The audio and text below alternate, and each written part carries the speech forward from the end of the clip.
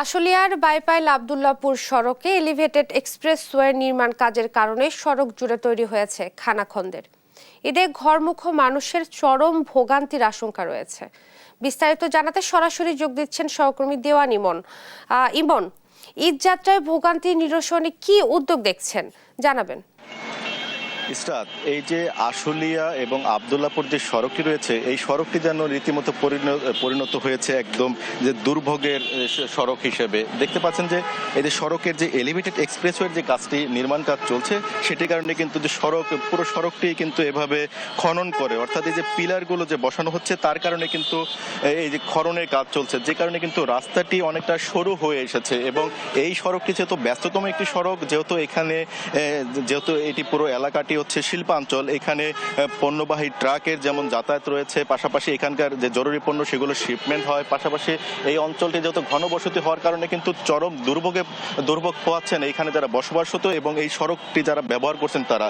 তবে এলিভেটেড এক্সপ্রেসওয়ের যে সমস্ত নির্দেশনা মেনে এই কাজগুলো তারা বাস্তবায়ন করার কথা ছিল, সেটি কিন্তু তারা মানছেন না, যে কারণে কিন্তু এই যে দুর্ভোগটি সেটি কিন্তু আরো চরম পর্যায়ে পৌঁছেছে। বিশেষ করে এই সড়ক দিয়ে যে সমস্ত স্কুল পড়ুয়া ছাত্রী এবং যারা রোগীবাহী যে সমস্ত অ্যাম্বুলেন্সগুলো আছে, সেগুলো কিন্তু ঘন্টার পর ঘন্টা কিন্তু এই যানজটে কিন্তু তারা আটকে থাকছেন। এতে করে কিন্তু চরম পর্যায়ে যেমন ভোগান্তি বাড়ছে, তেমনি করে কিন্তু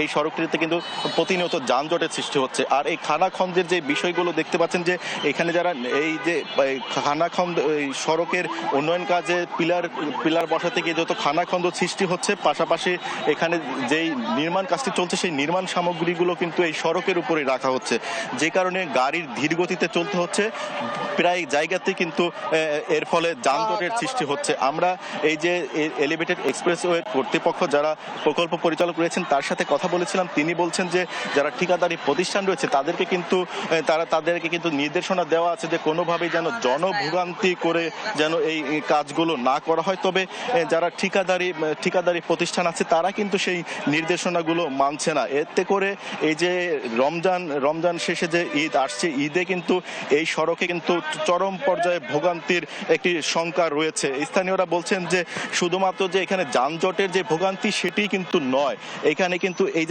যে নির্দেশনা না মেনে যে তারা যে উন্নয়ন কাজটি চালিয়ে যাচ্ছেন, এর ফলে কিন্তু এখানে ধুলো বালিতে প্রতিনিয়ত মানুষের শ্বাসকষ্ট সহ নানাবিধ রোগেও কিন্তু তারা আক্রান্ত হচ্ছেন। আরেকটি এই যানজটের আরো একটি কারণও কিন্তু রয়েছে এই সড়কে, যেহেতু এই সড়ক দিয়ে কিন্তু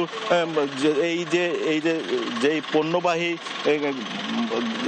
যানগুলো চলাচল করছে, এর মধ্যে কিন্তু এসে ব্যাঘাত ঘটাচ্ছে যে সমস্ত সড়কে যে থ্রি হুইলারগুলো রয়েছে সেগুলো। এতে এই সব মিলিয়ে কিন্তু ঈদের যে ঘরমুখো মানুষের যে নির্বিঘ্ন যাত্রা সেটি নিয়ে কিন্তু শঙ্কা তৈরি হয়েছে, যেটি কিন্তু এখন এইখানকার যারা ট্রাফিক পুলিশের দায়িত্ব রয়েছেন, হাইওয়ে পুলিশের দায়িত্ব রয়েছেন, তারা কিন্তু এটি নিরসনে কিভাবে আগামীতে কাজ করবেন সেই বিষয়গুলো কিন্তু তারা এখন দেখভাল করছেন। আমরা পুলিশের সাথে কিছুক্ষণ আগে কথা বলছিলাম, তারা যেটি বলছেন যে এই যে উন্নয়ন কাজের ফলে যে রাস্তাগুলো সরু হয়ে এসেছে এবং গাড়ির যে বেলা বাড়ার সঙ্গে সঙ্গে, অর্থাৎ এই দিনের শুরু থেকে একদম মধ্যরাত অবধি যে গাড়ির চাপগুলো থাকে সেই চাপ সামলাতে কিন্তু তারা হিমশিম খাচ্ছেন। এবং এটি যেহেতু সামনে এই মেল কারখানাগুলো যখন ছুটি হবে তখন কিন্তু এই চাপগুলো আরো কয়েক গুণে বেড়ে যাবে। তাই এখানকার যারা পুলিশ সদস্য রয়েছেন, বিশেষ করে ট্রাফিক পুলিশ এবং হাইওয়ে পুলিশ, তারা কিন্তু এটি নিরসনে কিন্তু কাজ করে যাচ্ছেন। তবে তারপরেও কিন্তু এই ধরনের যানজট কিন্তু প্রতিনিয়ত লেগে আছে। ইসরাত।